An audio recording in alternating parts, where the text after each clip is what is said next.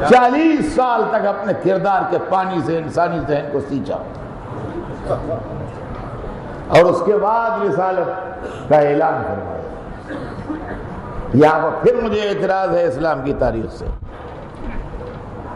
جو لوگ لکھتے ہیں کہ پہلی مرتبہ جب غار حرا میں جبرائیل کو دیکھا تو ڈر گئے۔ کون ڈر گیا؟ سب سے بڑا رسول ڈر گیا، مرسل اعظم ڈر گیا، آدم و نوح و موسیٰ و عیسیٰ کا سردار ڈر گیا۔ کس سن میں؟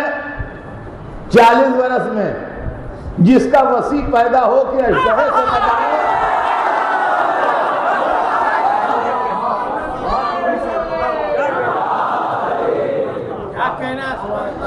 جی،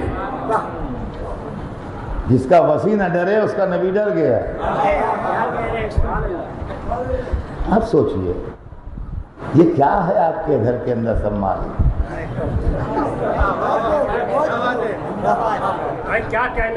وہاں سے ڈرے ہوئے گھر میں آئے، بیوی کے پاس، وہ کہنے لگے زمیلونی زمیلونی، مجھے کمل اڑا دو، مجھے کمل اڑا دو۔ ان کا کیا ہوا کیا ہوا؟ ارے خیر تو ہے۔ ان کا میں وہاں گیا تھا غار میں، تو وہاں میں نے ایسی ایسی صورت دیکھی ہے، مجھے ڈر لگ رہا ہے۔ خیر وہ کمل امل انہوں نے اڑایا، تسلی دی کہ گھبراؤ نہیں، پانی وانی پلایا ہوگا، جو بھی ہوا ہوگا۔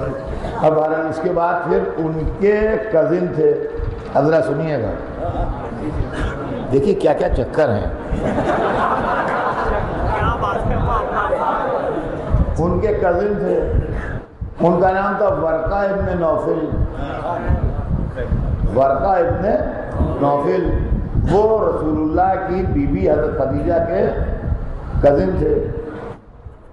انہوں نے تورات پڑھی تھی، انجیل پڑھی تھی، یعنی یہ رسول تو بعد اللہ میں پڑھے لکھے تھے یہ تو، مگر ان کے کزن جو تھے وہ پڑھے لکھے آدمی تھے، اور انہوں نے تورات پڑھی تھی، انجیل پڑھی تھی۔ تو اب ظاہر ہے کہ گھر میں جو کوئی پڑھا لکھا سمجھدار ہوتا ہے تو کوئی پرابلم ہوتی ہے تو آدمی اسی کے پاس جاتا ہے۔ بھئی خاندان میں یہی دستور ہے کہ جو پڑھا لکھا ہوتا ہے، بااثر ہوتا ہے، آدمی اسی کے پاس جاتا ہے، خاص طور سے عورتیں تو اور جلدی جائیں گی۔ وہ بیچاری ان کو کمل امل اڑا کے اور لٹا کے تسلی دے کے دوڑی بھی اپنے کزن کے پاس میں، کہا بھیا میرا شوہر ڈر گیا ہے۔ ان کا کیا ہوا کیوں ڈر گیا، کیا بات ہوئی؟ کہ وہ وہاں غار میں جاتا تھا اور وہاں اس کو ایسی شکل دکھائی تھی، اور وہاں سے ڈرا ہوا آیا وہ، اور میں اس کو کمل امل میں لپیٹ کے لٹا دیا ہے، اب میں تمہیں بتاؤں میں کیا کروں۔ وہ چونکہ پڑھے لکھے تھے، دیکھیے کیا دبے پاؤں عیسائیت اور یہودیت کا احسان اسلام پہ آ رہا ہے۔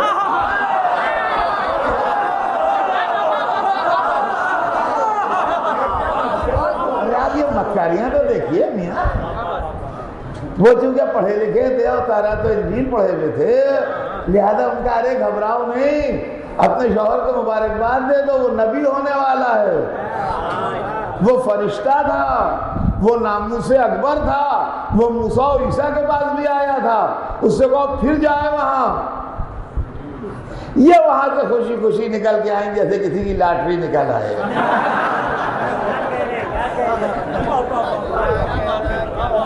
وہ کمبل اوڑھے ڈرے ہوئے لیٹے تھے، ان کا ارے کیا ڈرے لیٹے ہو، تم نبی ہو رہے ہو، میرا کزن تورات و انجیل کا عالم ہے، اس نے خبر دی ہے۔ کیوں مسلمانوں، کیا تمہارا نبی اتنا بھولا تھا؟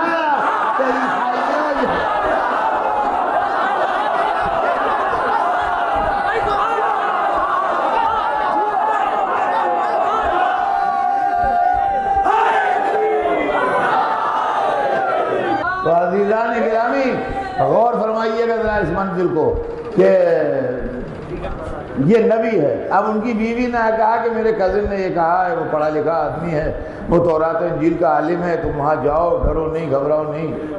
خیر جب انہوں نے انکریج کیا اور ہمت بندھائی تو یہ پھر جانے لگے. ایک دن وہ پھر دکھائی دیا،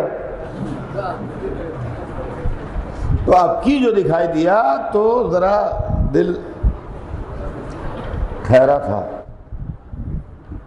تو رکے وہاں. تو اس نے ان سے کہا اقرا، پڑھو. اب یہ قرآن میں بھی لکھا ہے، سورہ ہے، اقرا باسم ربک الذی خلق، اپنے اس رب کے نام سے پڑھو جس نے تمہیں خلق کیا ہے. سوال یہ ہے، ایک بات کا جواب دے دیجیے آپ خالی دماغ لگا کے، کسی جاہل سے آدمی کہتا ہے پڑھو یا پڑھے لکھے سے کہتا ہے؟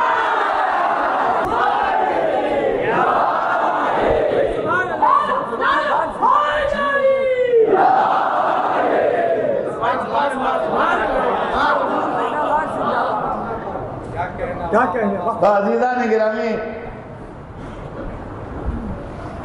تو اب وہاں پر ان کی روایت گئی لوگوں کی، کہ میں تو پڑھا لکھا ہوں ہی نہیں، کیا پڑھوں. اور نے پکڑا اور پکڑ کے ان کو، اب وہ لفظ تو میں نہیں کہہ سکتا لیکن ان کے بعد سمجھ لے لٹا دیا اور سینہ چاک کیا، اور سینہ چاک کر کے ان کا دل نکالا. انس بن مالک رضی اللہ تعالیٰ عنہ فرماتے ہیں کہ نبی کریم صلی اللہ علیہ وسلم قبیلے سعد کے اندر، حلیمہ سعدیہ کے ہاں ہیں، ابھی بچے ہیں اور باہر میدان میں بچوں کے ساتھ کھیل رہے، ایک پہاڑی کے دامن میں، وہ یلعب مال غلمان، بچوں کے ساتھ اب کھیل رہے ہیں. اچانک حضرت جبرائیل آئے، اتاہ جبریل، حضرت جبرائیل علیہ السلام آئے اور آپ نے نبی کریم صلی اللہ علیہ وسلم کو پکڑا اور پکڑ کر ایک طرف لے گئے. بچے یہاں ڈر کے مارے کھڑے ہوئے کہ اجنبی کون ہے جو محمد صلی اللہ علیہ وسلم کو پکڑ کر کے لے گیا ہے اور وہاں اس نے لیٹا دیا. فسارا آہو، پکڑا اور دور لے جا کر کے اس نے نبی کریم صلی اللہ علیہ وسلم کو پچھاڑ دیا. فسارا آہو، پچھاڑ دیا. فشق عن قلبہ، آپ کے دل کو چیر دیا، اور دل کو چیرنے کے بعد فاستخرج القلب، دل کو نکال کر کے باہر رکھ دیا. اس کا مطلب یہ ہوا کہ دل کو نکالنے کے بعد بھی آدمی زندہ رہ سکتا ہے. کوئی نہ کوئی ٹیکنیک ایسی ہوگی، آدمی کو زندہ رکھا جا سکتا ہے قلب نکالنے کے بعد بھی. فاستخرج القلب، روایت مسلم کی ہے، جرا بھی نہیں ہے اس کی سند کے اوپر. فاستخرج القلب، آپریٹ کر کے دل کو انہوں نے باہر نکال لیا، اور پھر اس دل کے اندر سے ایک کالا علقہ نکالا، جو ابھی حافظ صاحب نے تلاوت کیا نا، ثم خلقنا النطفة علقة فخلقنا العلقة مضغة فخلقنا المضغة عظاما فكسونا العظام لحما. یہاں علقہ وہ کالے خون سے عبارت ہے، اور اس کو جو جوک جیسا ہوتا ہے اس کو حضرت جبریل نے دل سے نکال لیا، اور دل سے نکالنے کے بعد کہا ھذا حظ الشیطان منک، یہ شیطان کا حصہ تھا، یہیں سے شیطان اپنا کام کرتا ہے اور روحانی بیماریاں پھیلاتا ہے، یہ سبب ہی ہم کاٹ کر نکال دیتے ہیں. لہذا جناب محمد الرسول اللہ صلی اللہ علیہ وسلم کے قلب مبارک کو چاک کر کے دل سے وہ علقہ نکال دیا گیا. سنیے، یہ سب بڑے معتبر کتابوں میں ہے. سینہ چاک کر کے دل نکالا، اور وہ وہاں سے اپنے ساتھ سونے کا لوٹا اور سونے کا تشت لایا تھا، وہ اور پانی بھی وہیں سے لایا تھا، سب انتظام تھا اس کے پاس. انہیں دل نکال کے دھویا. یہ کس کا دل دھل رہا ہے؟ 1,24,000 کے سردار کا. اور اس کے بعد پھر دل کو چیرا اور اس میں سے کچھ نکال کے پھینکا، اور اس کے پاس کوئی چمکتی ہوئی شے تھی رکھی، اس میں پھر بند کیا، اور پھر سینے میں دل فٹ کر کے اس کو پھر ٹھیک کر دیا. یہ بڑی معتبر کتابوں میں روایت ہے، ہم اس کو نہیں مانتے،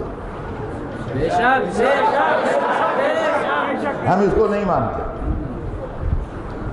جو نور اول ہو، جو اللہ کا پہلا مخلوق ہو، اس کا دل دھلے گا؟ یہ بھی ملا کی جہالت ہے جو حدیث گڑھی گئی ہے،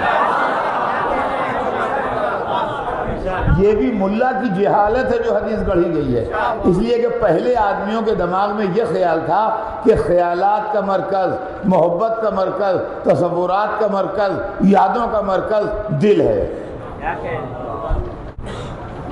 سمجھے آپ؟ اور اب فلسفہ بدل گیا ہے، اب یہ ہے کہ دل کی کوئی حیثیت نہیں رہ گئی ہے، صرف پمپنگ مشین ہے۔ یہ ڈاکٹر صاحب بیٹھے ہیں، آپ ان سے پوچھ لیجئے، دل جو ہے وہ صرف پمپنگ مشین ہے، باڈی کا بلڈ لیتا ہے اور باڈی کو بلڈ دیتا ہے، اس سے زیادہ دل کا رول ہی نہیں ہے۔ جو کچھ یادداشت ہے، جو کچھ میموری ہے، جو کچھ خیالات ہیں، جو کچھ محبت ہے، جو نفرت ہے، جو عداوت ہے، جو پیار ہے، سب دماغ کے اندر رہتا ہے، دل کے اندر کچھ نہیں رہتا۔ اس زمانے کا ملا بے خبر تھا، وہ سمجھتا تھا دل